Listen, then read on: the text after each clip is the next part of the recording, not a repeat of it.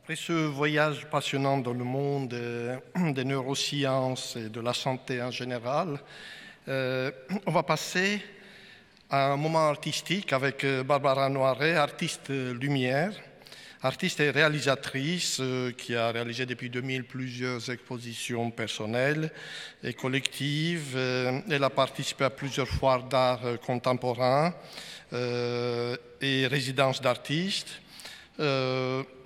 Ces œuvres, ce sont des installations, c'est très diversifié, des vidéos, des performances, des photographies, des sculptures, toujours liées à un contexte de production précis qui met en scène des images où l'artiste joue du brouillage des repères, de la perte de sens et de nouveaux regards sur la réalité. Barbara Noiret.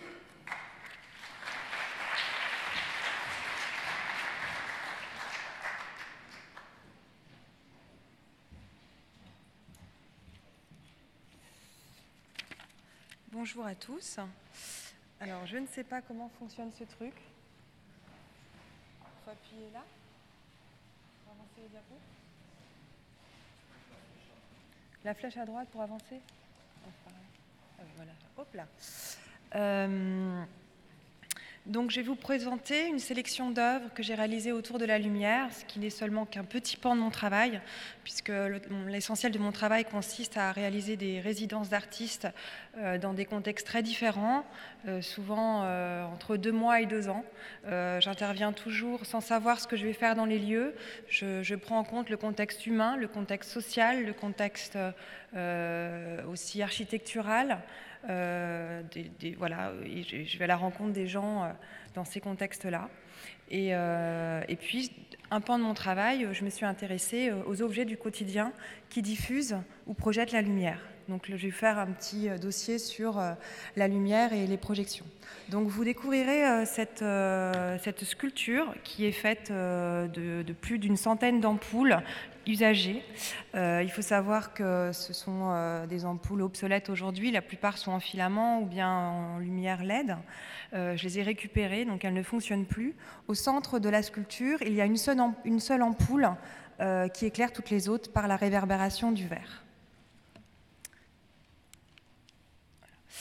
Ici, c'est une exposition que j'ai réalisée dans une galerie à Paris, une exposition personnelle qui s'appelle Endiorama. Donc, c'est un clin d'œil au diorama de Louis Daguerre, qui est donc à l'origine de la photographie.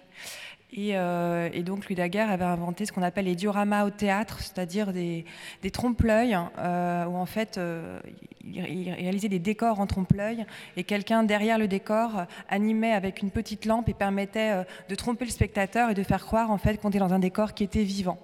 Et ça date des travaux de 1820 de Daguerre sur les dioramas. Donc, vous voyez sur une table ici, il y a des sculptures que vous allez découvrir. Ici, voilà une des sculptures qui est une sorte de concrétion de lustre que j'ai réalisée dans une machine qui s'appelle la technique du thermoformage. Et donc ici, c'est des lustres qui ne s'allumeront plus jamais. Voilà encore un exemple de lustre compressé. Ici, c'est une exposition personnelle que j'ai faite aussi dans une galerie à Paris, où en fait je m'étais intéressée au cube, le cube blanc d'une galerie.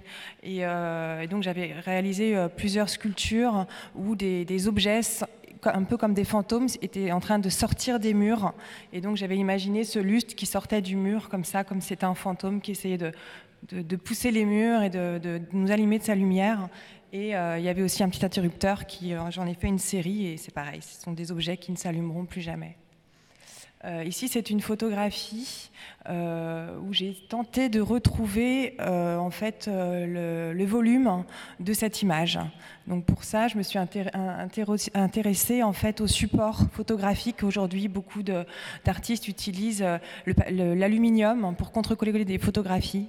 Et donc j'ai fait découper au laser les contours du lustre et j'ai tiré ensuite cette matière pour tenter de retrouver en fait le volume de cet objet figé dans l'image. Voilà, et ça, c'est une pièce que j'ai réalisée en 2002, la première fois. En fait, c'est vraiment lié à un usage quotidien de la lumière. Quand j'ai commencé ma carrière dans les années 2000, au tout début des années 2000, je faisais beaucoup de projections in situ dans les centres d'art, des musées, et j'en avais marre de porter mon vidéoprojecteur et mon projecteur diapo, c'était lourd. Et donc, j'ai imaginé un objet qui pourrait à la fois contenir un espace et le projeter. Et donc j'ai imaginé cette ampoule qui fait 12 cm de diamètre pour les gens qui voyagent notamment. Et je me suis dit, voilà, imaginons quelqu'un qui va dans un hôtel, qui voyage beaucoup. Je pense que vous êtes tous ici dans ce cas-là, puisque vous allez assister à beaucoup de congrès, etc. Peut-être. Et donc imaginez, vous arrivez à l'hôtel et puis vous débranchez l'ampoule qui est au centre de la pièce. Et à la place, vous mettez votre ampoule dans laquelle j'ai gravé les 4 faces d'une pièce de votre appartement. Et en l'allumant avec un seul point d'accroche sur l'interrupteur, en fait, les ombres de votre maison se projettent sur les murs de n'importe quel espace. Et donc ça, c'est une commande que j'ai faite chez un collectionneur. Donc j'ai photographié les 4 faces de son appartement, j'en ai fait une frise, et donc je l'ai gravé ensuite au laser sur la rondeur de l'ampoule. Voilà. Et pour finir, il s'agit de ma première installation dans un centre d'art, le domaine de Kerguénec, en Bretagne, où j'avais travaillé avec les danseurs de Yann Fabre. Et en fait, on s'était mis dans les étagères et on avait fait une sorte de performance comme ça. Qu'ensuite, j'en ai fait une planche. J'ai travaillé vraiment aussi sur la perspective, le trompe-l'œil. Et dès que j'ai reprojeté cette image dans l'intérieur de la bibliothèque, qui était pour moi davantage à l'image d'un corps qu'à l'image d'un livre.